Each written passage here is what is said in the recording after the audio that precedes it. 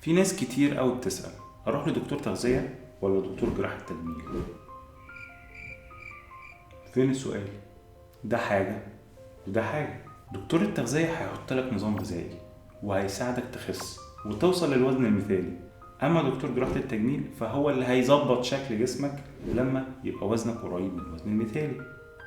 ده حاجة وده حاجة تانية خالص. لازم تبقى فاهم ان شغلنا وشغل دكاترة التغذية بيكمل بعضه. هو بيبتدي معاك لغاية ما يوصلك لوزن قريب من الوزن المثالي، او ان انت تبقى ازيد من الوزن المثالي حاجة بسيطة، واحنا بنخش نبدأ نظبط شكل جسمك بحيث ان احنا نوصله للشكل الرياضي او الشكل اللي انت عايزه. وبعد ما بتوصل للشكل اللي انت عايزه بتتابع تاني مع دكتور التغذية عشان ما تزيدش في الوزن وعشان تحافظ على شكل جسمك اللي احنا عملناه. وكمان لازم تتابع مع كابتن علشان تحافظ على الشكل الرياضي اللي انت وصلت له بممارسة الرياضة. عشان كده قلت لك في الاول فين السؤال اللي انت بتسأله.